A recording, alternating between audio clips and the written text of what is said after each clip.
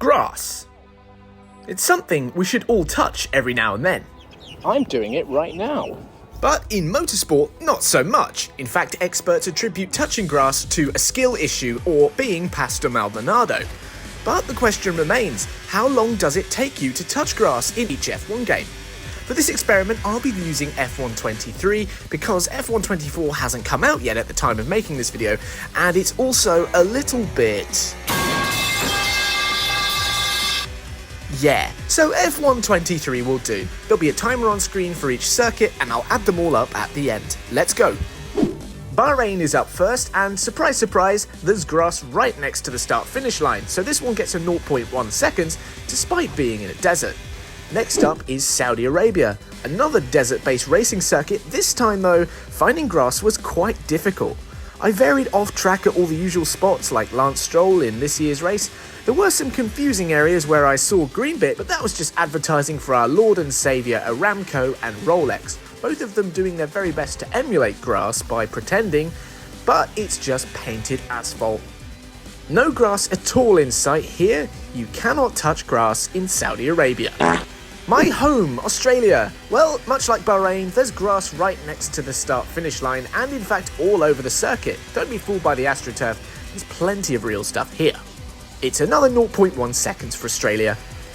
Off to Suzuka for the Japanese Grand Prix, or should I say the Grassanese Grand Prix? I should not say that. And dutifully, Suzuka provides a very small patch of grass just as the start-finish line comes up, which then disappears and then blends into more grass. So they kind of edged us with that one, but there is grass at the start, so it's a 0.1 again for Suzuka. China. Missing from the calendar for a long time, you can touch grass in China instantly, although in this clip I didn't because I was on the wrong side of the circuit. But if we pull up VAR, we can see that there's grass right next to the circuit on the left-hand side, so we're going to give China 0.1 seconds.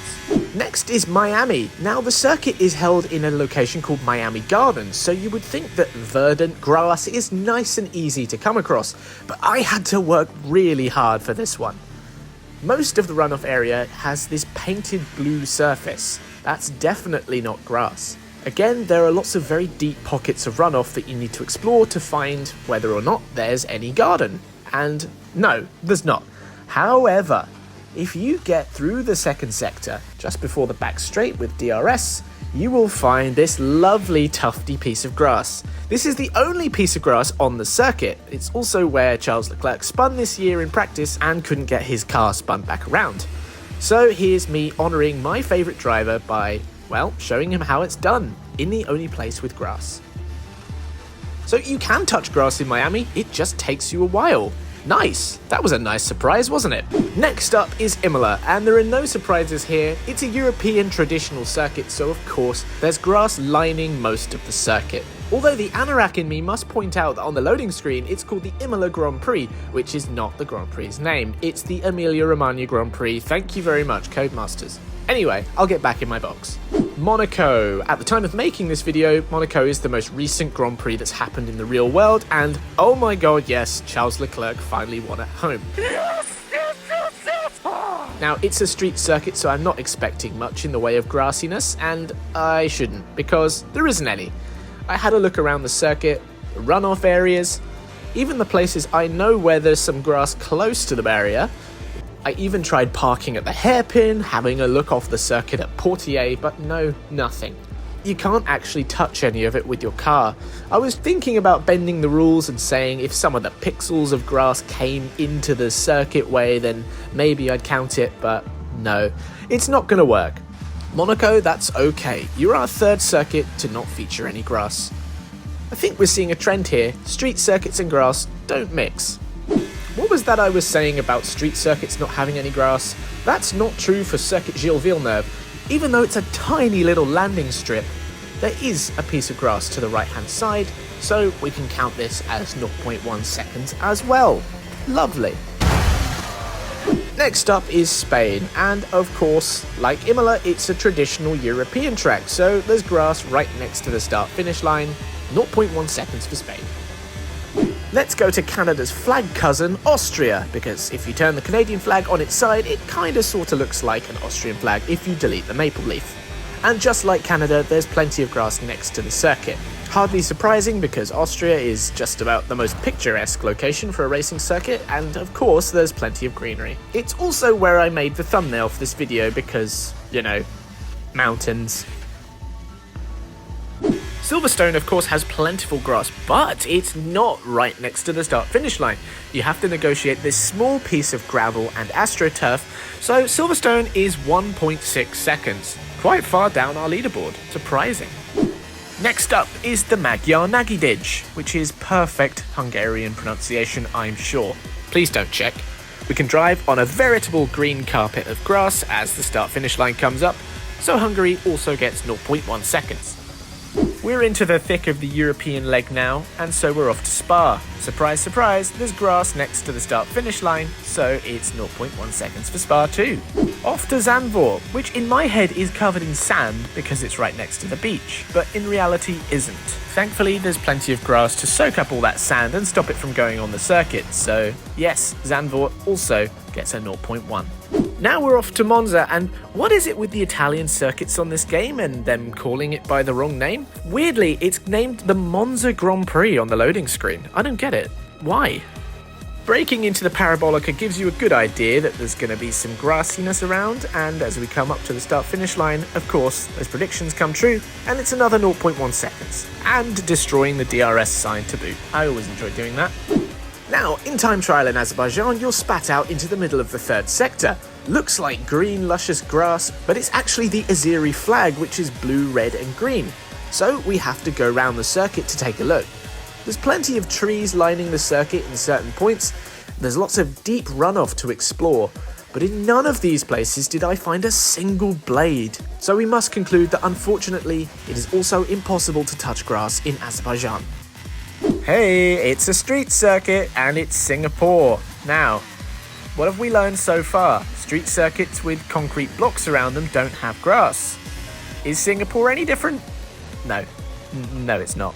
I explored all the runoff areas, and again, there's a few bits of greenery here and there, but no grass to be found. The only thing close to grass you will find is grass, or G. Russ, or George Russell, if it's the 2023 race. Too soon, but no, we can't count that. Moving on, Singapore is a fail.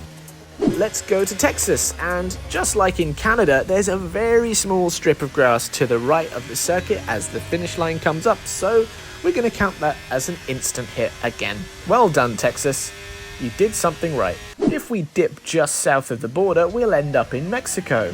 Mexico is already a country I associate with the color green, with guacamole and other things. There is grass next to the circuit on the start-finish straight, however, it's so far over, I think I'm going to have to give this a 1.1, because no car would be able to touch that grass instantly without moving over.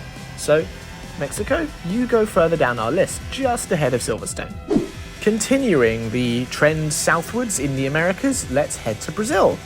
Now there's nothing immediately coming up, but you have to wait for braking into the first corner to get your first taste of that lovely, lovely blady grass.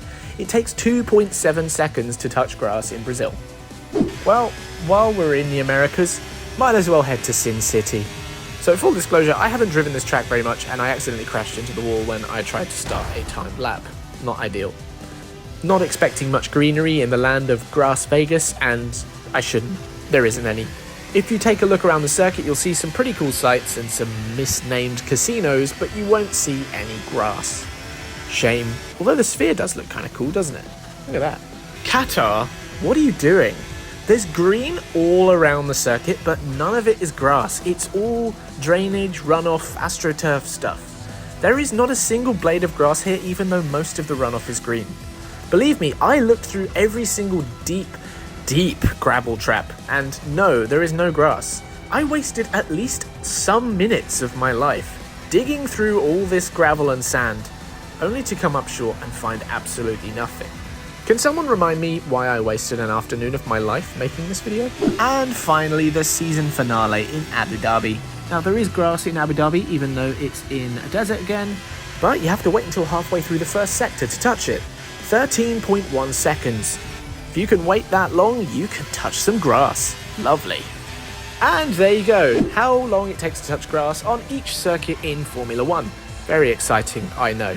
Here's a leaderboard. Most of them get 0.1 seconds, you can do it instantly. Some of them you can't do it at all, and a few of them kind of tease you for a little bit. And that's basically it. Don't imagine there'll be a part 2, but stick around, subscribe, you never know what might happen. Thanks for watching.